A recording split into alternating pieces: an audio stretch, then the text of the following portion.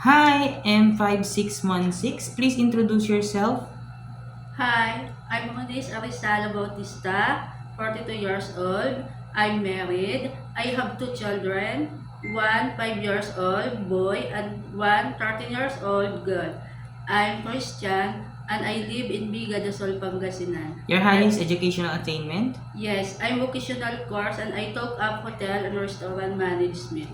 Okay, since I saw the job experience being a helper in Lebanon since 2003 to 2009, tell me about your experience as a helper in Lebanon. My experience there is to caring the baby newborn, cleaning the house, doing washing the dishes, washing clothes, and ironing.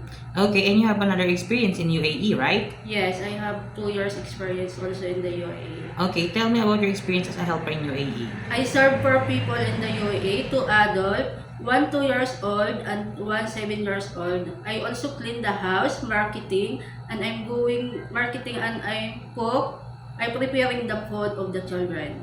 Okay, since I saw the job experience taking care of a newborn baby, which is 1 month old baby, right? Yeah. If you have an idea, how do you prepare a milk for a newborn baby? Yes. First was my hand. Second one was the bottle. And then sterilize the bottle. Put the milk. Then put the water and check the temperature before you give to the baby.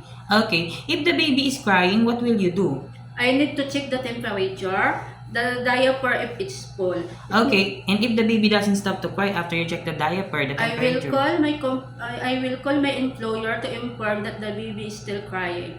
Okay, what will you do if there is someone outside the house of your employer telling that they were a visitors and they want to go inside? What will you do?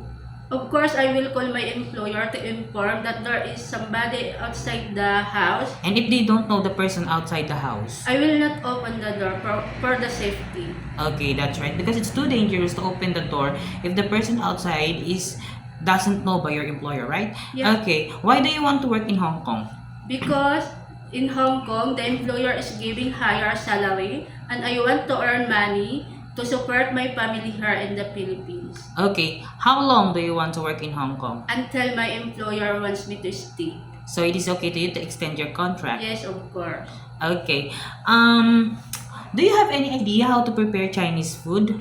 No, I don't have any idea, but I'm willing to learn And how will you?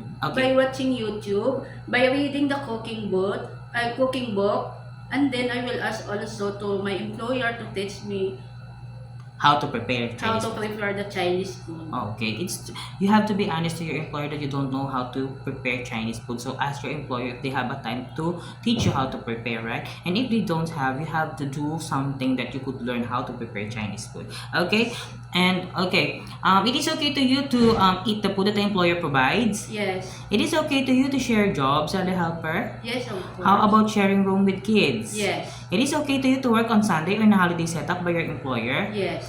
How about taking care of pets? Yes. Taking care of elderly. Yes. It is okay with you. If there's any instances that one of your employer's family don't know how to speak English, it is okay to you to learn Cantonese? Yes, of course. I will adjust myself. Okay. Last question. What will be your message for your future employer? To my future employer, please choose me as your domestic helper. Because I promise I will do my duty, my responsibilities, and I will follow your rules and regulations. Thank you and God bless. Okay, thank you very much, Miss Ronis. Thank Thank you.